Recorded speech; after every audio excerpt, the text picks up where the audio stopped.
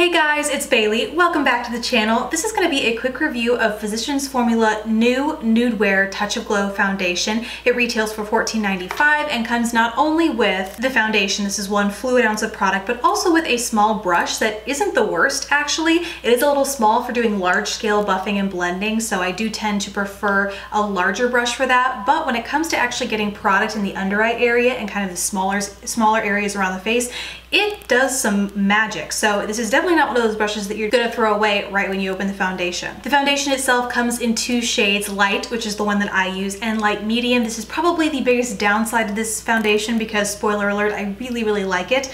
All except for the shade range. There are only 2 shades, and light was actually a tad too deep for me. I'm self-tanning right now, so sometimes the shade discrepancy is larger than others, but for the most part, it is too dark for my natural skin tone, and unfortunately, there just isn't a wide range to this. This foundation is all about nude perfection and a lit from within glow. So it's supposed to feel like nothing on your skin, really even your complexion out without feeling like a heavy layer is on your skin, and then adding a little bit of illumination at that. This is actually a little out of my comfort zone as far as foundations go because I have combination skin and I've been on a matte foundation kick lately because it seems like I'd rather start with a matte canvas and then strategically add illumination where I want it, as opposed to getting a dewy foundation and then having to mattify and then continue to mattify throughout the day as that excess shine builds. And oftentimes when I do try illuminating foundations, they have kind of a built-in shimmer that is just a little bit too much for my combination skin, especially as it does produce oil throughout the day.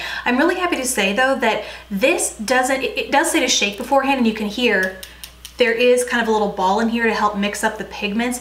It looks like there's a tiny bit of pearlescence to this foundation, but not so much that it's overwhelming. I really had to look for it, and I think it looks more noticeable where you really want it, like the high points of your face, the tops of your cheekbones, the bridge of your nose, and your cupid's bow, the center of your chin, areas like that. They suggest 1 drop or 1 pump because it does come in a pump dispenser, which I personally really love, but that 1 pump will completely even out your skin tone. I found that gave me really light coverage. I needed 2 to 2.5 pumps to get the coverage that you see me wearing right now, and the coverage that you'll see in the demo and the before and after pictures.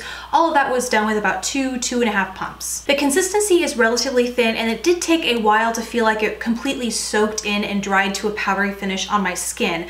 I don't typically like that kind of property in a foundation, but this one is so worth it because once it does, all of the dewiness in the right places stays there while the rest is mattified where it's supposed to be mattified, which sounds a little ridiculous, but in the pictures speak for themselves. So you can see in the before and after pictures that the coverage is pretty nice. It doesn't completely eliminate any under eye discoloration. I had to add additional concealer to that. I had a little bit of redness in my cheeks that you can still see showing through, so you might need a color corrector if that's a concern for you. But for the most part, it's nothing that a little additional concealer couldn't cover up, and yet I still had a really nice natural finish with some natural illumination to my skin after I applied this. I'm happy to report that with wear throughout the day, there wasn't a makeup meltdown happening. My combination skin didn't clash with this foundation and just completely melt down the center of my face, as often happens when I do try a foundation like this.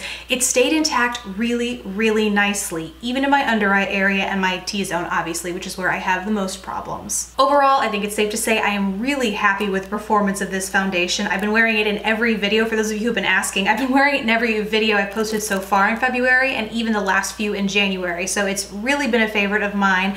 I recommend it to you guys.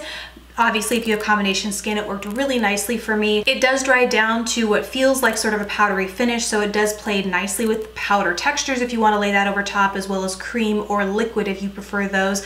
But to those with drier skin, it doesn't dry down so dry and powdery that it's going to feel uncomfortable. I'd love to hear the opinion of those with oily skin types out there, because I personally didn't mind the amount of radiance this gave my skin, but I'm always looking for input for those with other skin types that can maybe help provide others who are watching the input that I can't, since I just don't have oily skin. So thank you guys so much for watching. I really hope this review and all the pictures and the demo helped. Please don't forget to subscribe if you haven't already, and I will see you in my next video. Bye.